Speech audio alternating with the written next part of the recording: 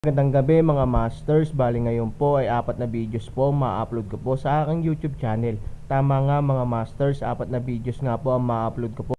Mga masters, okay lang po bang wag nyong skip ang mga ads sa aking mga videos? Salamat po talaga mga masters sa solid na pagsuporta po sa akin. Yon, what's up mga masters? Nandito na naman tayo sa panibagong araw, panibagong kabanata na naman ang pagsasama-samahan natin ngayon guys.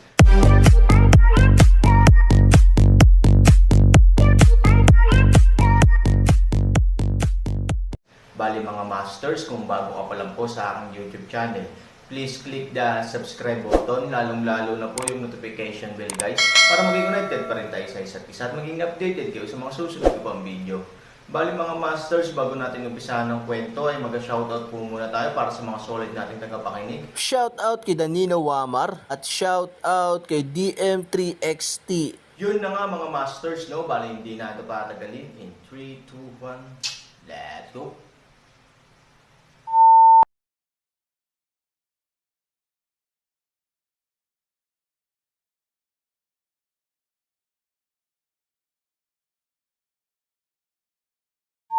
Kabanata 2801 hanggang 2805. Dahil sa mga salita ni Yao Yuhai, medyo kakaiba si Nangang Chenkyu. Sinong kilala niya? Si Nangang Chenkyu ay medyo malinaw tungkol sa problema ni Yao Yuhai. Sa mga taong kilala niya, sino ang may napakahusay na kakayahan upang harapin ito? At bakit ito sinabi ni Yao Yuhai sa kanya? Nagpapakita ba ito? Parang hindi naman kailangan. Yao Dong, hindi ko alam kung ano ang ibig mong sabihin. Diretsyong tanong ni Nangang Chenkyu. Ayaw niyang manghula mag-isa, kaya mas mabuting magtanong ng direkta. Ang mukha ni Yao Yuhai ay pakitang tao, at alam niyang hindi siya maniniwala kung sasabihin niya ng direkta kay Nangang Chenkyu. Kung tutuusin, sayang ang Aaron sa pamilya ni Han. Kahit para sa lahat ng taong nakakaalam ng Aaron, ang Aaron ay kasing kahulugan ng basura. Dapat nandito na siya kaagad, at saka mo malalaman, sabi ni Yao Yuhai. Itinago ni Nangang Chenkyu ang kanyang kawalang kasiyahan. Kung ginawa niya ito noon, maipapakita niya ang kanyang mukha kay Yao Yuhai ng direkta. Ngunit ngayon, mayroon pa ring kaalaman sa sarili si Nangang Chenkyu. Sa kakayahan ng pamilyang Han, maaari lamang siyang makipagkaibigan at hindi na muling makakaaway. Speak of the devil. Here comes the devil. Nakangiting sabi ni Yao Yuhai. Walang kamalay-malay na nakatingin si Nangang Chenkyu sa pasukan ng party, ngunit sa oras na ito, ang taong darating ay ang unang pagkakataon na pagalitin si Nangang Chenkyu, at hayaan siyang kalimutan ang sinabi ni Yao Yuhai. Aaron, paanong lalabas ang batang basurang ito dito? Pumunta ba siya sa party para guluhin ang Han family sa pangalan ng Han family? Sa galit, lumakad si Nangang Chenkyu patungo sa Aaron, at ang kanyang mukha ay parang hamog na nagyelo. Parang gusto niyang itaboy si Aaron. Anong ginagawa mo dito, punk? Naglalakad si Nangang Chenkyu sa Aaron at nagtanong sa kanya. Tinawag niyang maliit na basura si Aaron at hindi siya natatakot na pagtawanan siya ng iba. Pagkatapos ng lahat, ang Aaron ay hindi niya kinikilala. Ang dugo ng pamilyang Han ay hindi maaaring itanggi ni Nangang Chenkyu. Malamig na ngumiti si Han Sanchen. Matagal na niyang pinag-isipan ang sitwasyon matapos niyang makilala si Nangang Chenkyu dito. Gayunpaman, ang mga salitang, maliit na basura, ay talagang hindi niya iniisip ito. Kung makakapunta ka, hindi ba? Aaron na sagot. Aaron, hindi dito ang lugar kung saan ka kwalipikadong pumunta. Umalis ka dito at huwag mong suruan ang pamilya Aaron ko. Sabi ni Han Jun kay Aaron na may mataas na ugali. Sa kanyang paningin, ang Aaron ay maaari lamang tumira sa likod bahay ng compound ni Han. Ang lugar kung saan kahit na ang mga asong gala ay ayaw puntahan ay kung saan kabilang ang Aaron. Tiningnan ni Aaron si Han Jun at sinabing, kwalipikado ka bang magpasya kung makakapunta ako? Ngumisi si Han Jun at sinabing, kung hindi dahil sa pangalan ng pamilyang Han, nandito ka ba? Hindi ko nakikita kung ano ako. Aaron, mabuti pang mawala ka sa harapan ko, kung hindi, huwag mo akong sisihin sa hindi pag-iisip tungkol sa relasyon ng dugo. Saway ni Nangang Chenkyu. Si Han Cheng at ang kanyang asawa ay tumabi at hindi nang ahas na magsalita.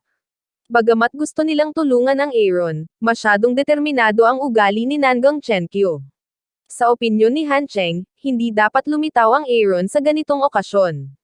3,000, umuwi ka muna. Sabi ni Han Cheng. Bahay. Tumingin si Aaron kay Han Cheng na may panlilibak at sinabing, saan ako magkakaroon ng bahay? Sa akin ba ang lugar na iyon? Since you think so, I'll help you today. Na-expel ka na sa pamilyahan. Simula ngayon, hindi ka na pinapayagang magpangalan pa ng Han. Malamig na sabi ni Nangang Chenkyo. Wala na si Han. Naalala ni Han Sanchen na nang pumunta siya sa Yuncheng, halos ganoon din ang sinabi ni Nangang Chenkyo. Hindi pinahintulutan si Han Sanchen na ituring ang kanyang sarili bilang kanyang pamilya, lalo pat ihayag ang kanyang tunay na pagkakakilanlan sa iba. Dahil dito, nagtiis ang Aaron sa Yuncheng sa loob ng 3 taon. Sa panahong ito, tinutuya at inabuso siya ng mga tao mula sa iba't ibang antas ng pamumuhay, na halos nagpamanhid sa Aaron. Mula nang ako ay isinilang, mayroon bang nagtrato sa akin bilang isang miyembro ng pamilya? Hindi mo ba naisip na ipagmamalaki ko ang Han family? Aaron response way. Kung wala ang pamilyang Han, hindi ka naman umutot. Sabi ni Nangang Chenkyo. Nangang Chenkyo, hindi maganda na kausapin mo ang mga kaibigan ko ng ganito ang ugali. Sa oras na ito, nagpakita si Yao Yuhai sa tamang oras, masasabing napakaangkop ng timing. Sumimangot si Nangang Chenkyo at tumingin kay Yao Yuhai. Hindi niya lubos na maintindihan ang ibig sabihin ng kanyang mga salita. Anong ibig mong sabihin, Yao Dong? Tanong ni Nangang Chenkyo. Hindi mo ba nakakalimutan ang sinabi ko sa iyo kanina? Ang problema ng anak ko ay nalutas ng isang napakalakas na kaibigan, Aaron, sabi ni Yao Yuhai. Ang pangungusap na ito, direktang tumawa si Hanjun. Aaron, ano ang magagawa niya sa gayong basura? Sa pamilya ni Aaron, hindi siya kasing galing ng aso. Tulad ng 2 gisantes sa Nangang, kahit na hindi niya pinalaki, naisip ni Hanjun na ito ay pareho sa kanya. Yao Dong, nagbibiro ka ba? Anong klaseng tao si Aaron? Alam na alam ko kung paano kanya matutulungan. Sabi ni Nangang Chenkyo. Nakangiting umiling si Yao Yuhai at sinabing, hindi mo alam kung gaano kalakas ang kaibigan ko. Ang mukha ni Nangang Chenkyo ay biglang lumubog na parang tubig. Nag-isip siya ng posibilidad. Sinadya ito ni Yao Yuhai. Natatakot ako na gusto niyang gamitin si Han Sanchen para gumawa ng isang bagay, o kahit gamitin si Han Sanchen para banta ang pamilyahan. Kung ang huli, hindi mag-aalala si Nangang Chenkyo, dahil kahit napatayin ni Yao Yuhai si Aaron, wala siyang mararamdaman. Natatakot siya na may ibang plano si Yao Yuhai, Yao Dong, kahit anong gusto mong gawin, pero ngayon, private matter na ng pamilya ko. Ayokong guluhin niya ang pamilyahan dito, kaya gusto ko siyang itaboy. Ayaw mo namang alagaan to diba? Sabi ni Nangang Chenkyo, syempre. Siya ang bisita ko. Kung gusto mo siyang itaboy, hindi mo ba ako sinaktan sa mukha? Sabi ni Yao Yuhai. Isang malamig na ngiti ang ibinigay ni Nangang Chenkyo.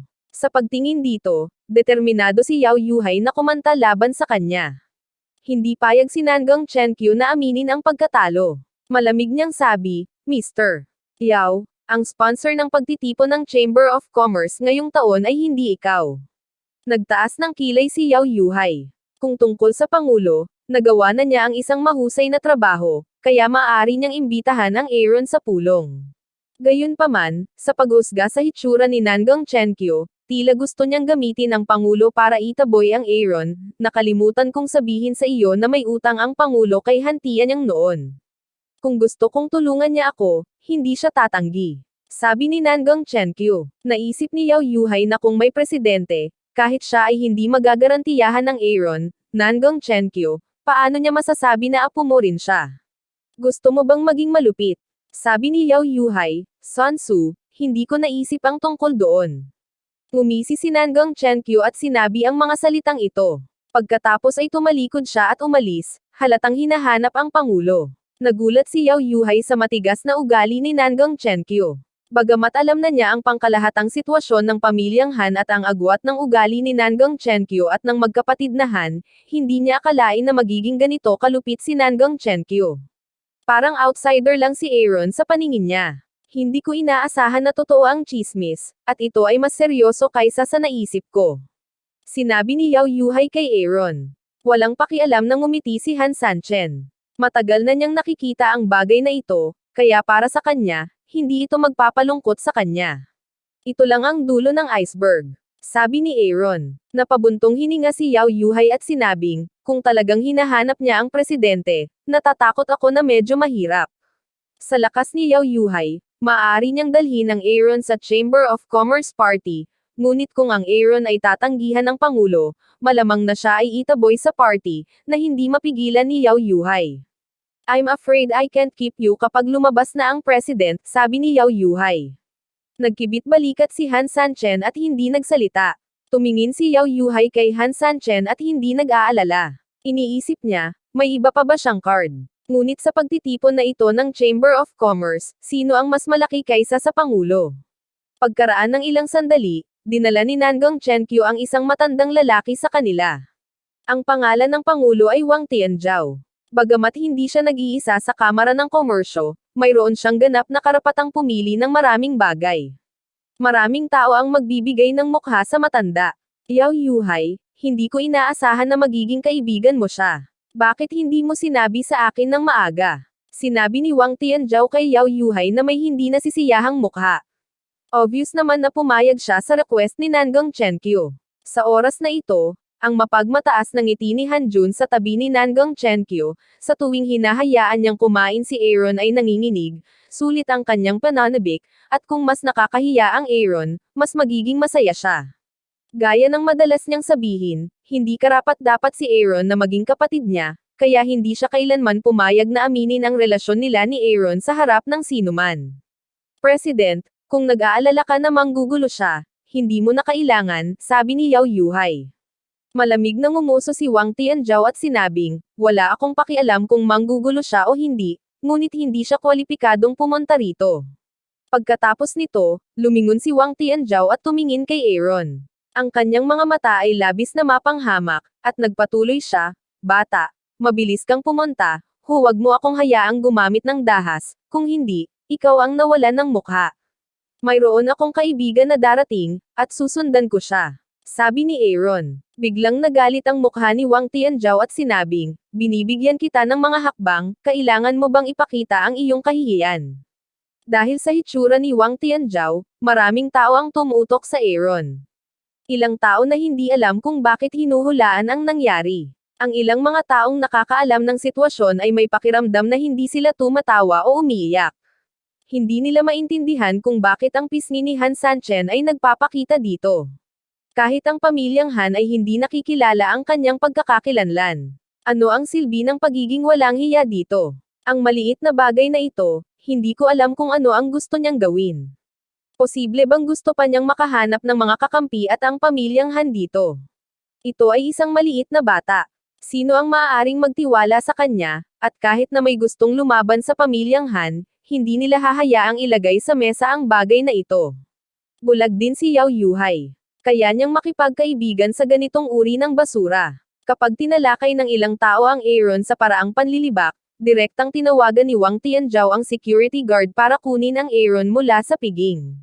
Lumilitaw na napakalakas ng ilang 5 malaki at 3 magaspang na security guard, sa harap-en ng maliit na figure ng Aaron, na bumubuo ng isang napakalakas na kaibahan. Aaron, mabuti pang umalis ka na dito. Huwag kang mawalan ng mukha dito. Sinabi ni Hanjun kay Aaron. Si Shi Jing at Han Cheng ay may hitsura ng kahihiyan. Paano nila masasabi na ang Aaron ay sariling anak din nila? Sa kasong ito, dapat nilang tulungan ang Aaron na magsabi ng ilang salita, ngunit napakalinaw nila tungkol sa saloobin ni Nangong Chenkyu. Kung tutulungan nila ang Aaron na magsalita sa oras na ito, natatakot ako na kahit sila ay hindi maaaring manatili dito. Para hindi masyadong mapahiya si Aaron, masasabi lang ni Shi Jing, Aaron, umuwi ka muna. Kung meron man, hintayin mo ang pag-uwi natin. Bahay. Anong tahanan? Malamig na tiningnan ni Nangong Chenkyu si Shi Jingji at nagtanong, umalis na siya sa bahay ni Han. Saan ang bahay niya? Nakalimutan mo na ba ang sinabi ko sa iyo noon? Si Shi Jing ay nanginginig ng hindi namamalayan. Sinasabi nga ni Nangong Chenkyu na ang Aaron ay hindi papayag ang bumalik sa compound ni Han, ngunit ito ay ang kanyang sariling anak kung tutuusin. Paano niya mapapanood ang Aaron ng live sa kalye? Mom. After all, he's surnamed Han, and he has the blood of the Han family. Sabi ni Shi Jing. Naging mas malamig ang ekspresyon ni Nangong Chenkyu. Sa kanyang opinyon, Ang pag-amin sa pagkakakilanlan ni Aaron sa harap ng napakaraming tao ay isang kahihiyan sa pamilyang Han. Aaminin niya lang na apo niya si Hanjun. Tulad ng para sa Aaron, siya ay isang tagalabas lamang. Kung sa tingin mo, simula ngayon, hindi mo na kailangang bumalik. Sabi ni Nangang Chenkyo. Kung ano pa ang gustong sabihin ni Shi Jing ay hinarang ni Han Cheng, dahil alam ni Han Cheng na si Shi Jing ay itataboy sa pamilya Han. Ito ang pinakamataas na kapangyarihan ni Nangang Chenkyo sa pamilyang Koreano. Ang kanyang hegemonya ay maaaring gawing ganap siyang naghaharing kapangyarihan sa pamilyang Koreano. Ang dramang ito ay talagang nagpapakita sa maraming tao ng saloobin ni Nangang Chenkyo patungo sa Aaron. Ang ilang mga tao na narinig lang ang mga chismis at hindi naniwala sa kanila bago tuluyang nakita ang katayuan ni Aaron sa pamilyang Han.